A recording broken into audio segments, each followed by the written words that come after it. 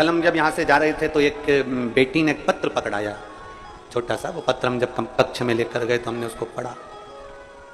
वो पत्र को पढ़ा तो उस पत्र में लिखा था, गुरुजी आप जितनी भी चीजें उपाय बताते हो, जितनी भी बातें बताते हो, लोग आपको कोई टोटका कह देता है, कोई कुछ कह देता है, कोई कुछ कह देता है, हमको बुरा लगता, आपको नहीं लगता? तो मैं वो बेटी अगर यहां बैठी हो तो मैं उससे निवेदन करूंगा, डॉक्टर दवाई लिखता है, डायरेक्ट पर्चा नहीं पकड़ा देता। डॉक्टर दवाई लिखता है तो ये बोलता है कि ये सुबह खाना, ये शाम को खाना, ये गर्म पानी से खाना, ये दूध से खाना, ये ठंडे पानी से खाना, ये वाली दवाई को पानी में मिलाकर पी लेना, ये दवाई ऐसे खाना, ये दवाई वैसे खाना। डॉक्टर भी अगर दवाई देता है तो दिन रात सुबह शाम पानी कैसे लेना है, दूध से लेना है, पानी से लेना है, ये डॉक्टर भी लिखता है। क्यों लिखता है? क्योंकि डॉक्टर को मालूम है ये दवाई का तरीका ऐसा है, इस दवाई को सुबह खाना है, खाली पेट खाना है, भरे पेट खाना है, ये दवाई रात को खाना है, सोने से पहले खाना है, ये दवाई दूध से खाना है, ये दवाई ऐसे खाना है। डॉक्टर भी उसका तरीका बताता है। अगर सीधे सीधे दवाई खा लोगे तो शरीर में दवाई नहीं लगती, उसको तरीके से लेना पड़ता है। उसी तरह शिव महापुराण में जितनी भी बेलपत्र चढ़ाने के उपाय हो, चाहे वो दुर्वा चढ़ाने, ये तरीका है जिससे भोलेनाथ हमसे जल्दी प्रसन्न हो जाएं और भोले की कृपा हम पर। मैं उस बेटी से कहना चाहूंगा, तुम्हें बुरा नहीं लगना चाहिए। कोई कह दे कि महाराज टोटका बताते हैं, तुम्हें प्रसन्न होना चाहिए कि कोई तो महाराज पृथ्वी पर जन्मा जिसने टोटका बताना चालू करा। तुम्हें प्रसन्न होना चाहिए।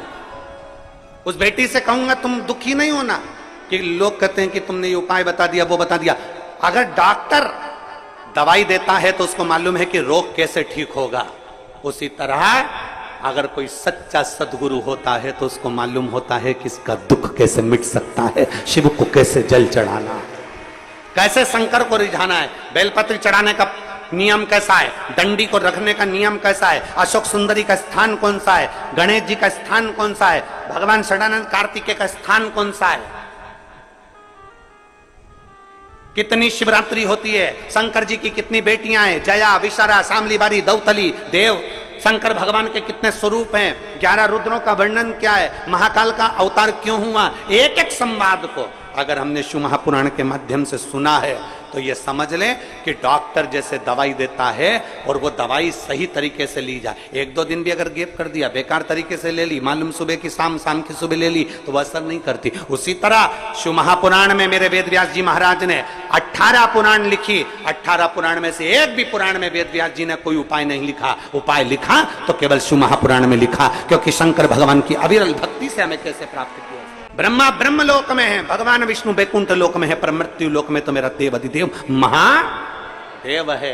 अपने मृत्यु लोक में रहने वाले देवता को हम कैसे रिझा सकते हैं, अपने महादेव को कैसे हम भज सकते हैं। डॉक्टर अगर दवाई लिख सकता है, डॉक्टर बता सकता है कि सुबह लेना, शाम को लेना, पानी से लेना, गर्म पानी से लेना, ठंडे पानी से लेना, खाली पेट लेना, भरे पेट लेना, तो ये शिव महापुराण की कथा भी बता सकती है कि बेलपत्री को किस तरीके से चढ़ाना, शहद लगाना, बेलपत्री को किस तरह से चढ़ाना, किस तरह से दुर्वा चढ़ाना, किस तरह से शंकर की आराधना करना, किस तरह से शिव को भजना, यह हमें शिव महापुराण की कथा बता सकती है। और अगर सही तरह से डॉक्टर की लिखी हुई दवाई सही तरह से लोगे तो रोग मिट जाएगा। और अगर कुबेर भंडारी की इस पवित्र शिव पुराण को दिल से अच्छे से सुन लिया और उसके तरीके को कर लिया तो तुम सबर जाओ। शिव तत्व की